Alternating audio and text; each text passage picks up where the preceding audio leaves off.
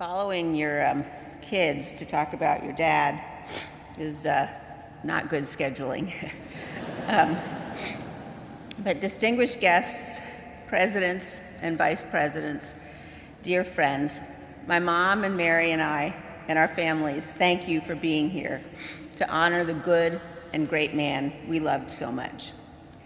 A few years ago, reflecting back on nearly 40 years in public service, Dick Cheney said this: "The path I had traveled was partly due to the circumstance of my birth.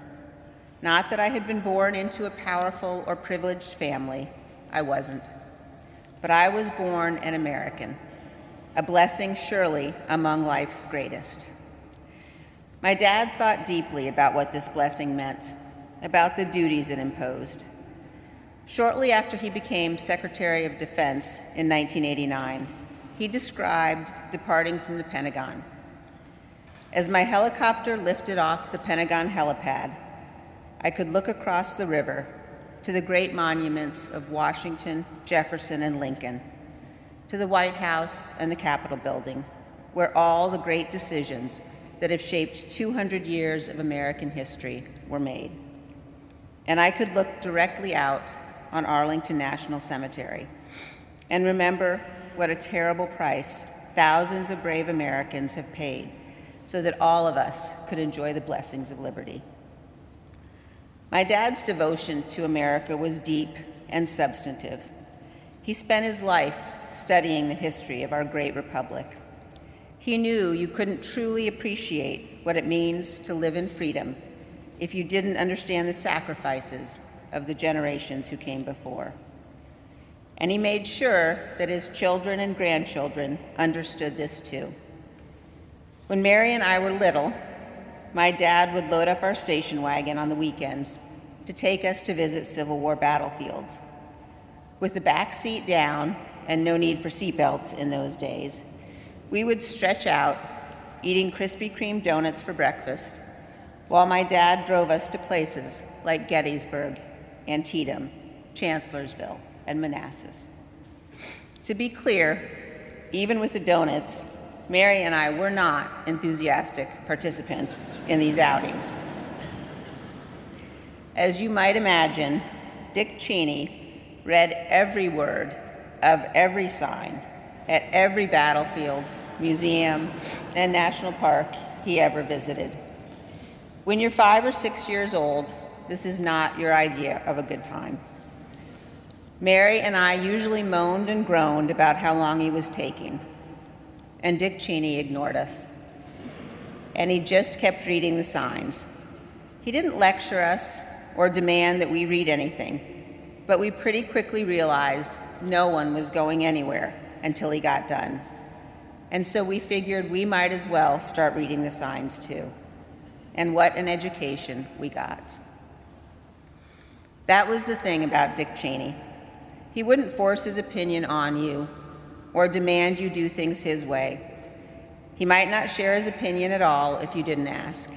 In fact, he was known to go long stretches of time without saying a single word. But if you watched closely, if you asked questions, if you listened when he did speak, you had the experience of seeing the world opening up in front of you, of looking at things in new ways, of benefiting from his clarity of thought, his ability to crystallize what was important and what wasn't.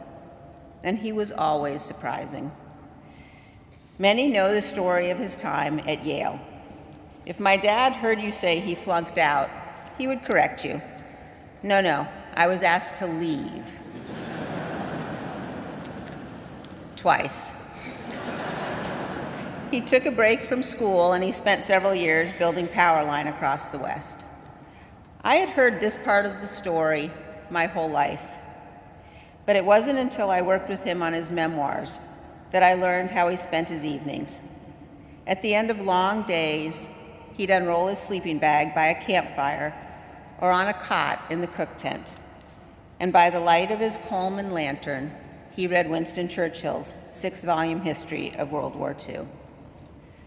By the fall of 1963, Dick Cheney was convinced, some would say threatened, by my mother to return to school. He'd been at the University of Wyoming just a few weeks when he climbed to a seat up near the rafters of the packed field house to hear President John F. Kennedy urge the students to dedicate their lives to the service of our nation. I think this is the moment my dad decided what direction his life should take. Though he was inspired to service by President Kennedy, Dick Cheney became a Republican. But he knew that bonds of party must always yield to the single bond we share as Americans. For him, a choice between defense of the Constitution and defense of your political party was no choice at all.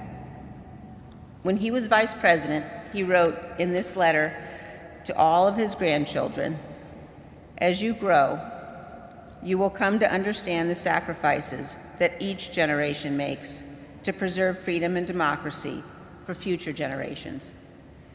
And you will assume the important responsibilities of citizens in our society. I ask of you as my grandchildren what I asked of my daughters, that you always strive in your lives to do what is right." In the last few years, God gave me one of the greatest blessings of my life, the gift of time with my dad. We spent hours sitting by the fire at his house or mine, watching football and old movies. We went to grandkids' games and matches, and we hit the road again, this time with me in the driver's seat. Now, let me be clear, he did not like my driving. And in his defense, I had wrecked far too many of his cars over the years for him to be happy with this arrangement. But we reached an accommodation of sorts. My dad agreed to let me drive if I agreed to let him choose the music. Johnny Cash, John Denver, and yes, even the Carpenters were the soundtrack of our road trips. We went to places he'd taken us 50 years ago, to Manassas and Antietam and Mount Vernon. My dad in his Stetson, the latest copy of The Economist, that day's newspapers, and a book always tucked into the door pocket. We drove for hours. We talked about life and family, history, and America. Sometimes my dad's yellow lab, Max, would jump in the back seat and come with us. Max, like every dog we ever had, loved my dad the best. To be in my dad's company was to know safety and love and laughter and kindness. There's a picture taken several years ago of him in his cowboy hat and jeans, in a fleece jacket. He has his arm around one of his young grandsons, who's leaning into his warm embrace. Looking at that picture last week, my mom put it best when she said that's what he was to all of us. He was a giant to the end, a lion of a man who loved and served this great republic. The night before my dad died, the sky above my parents' house filled with clouds in the shape of winged angels. I had never seen anything like it. It seemed indeed that angels and archangels and all the company of heaven had come to watch over him. As my dad left this earth, his last words were to tell my mother he loved her. And now, all of us who loved him so dearly say to him, "Good night, sweet dad. May flights of angels sing thee to thy rest."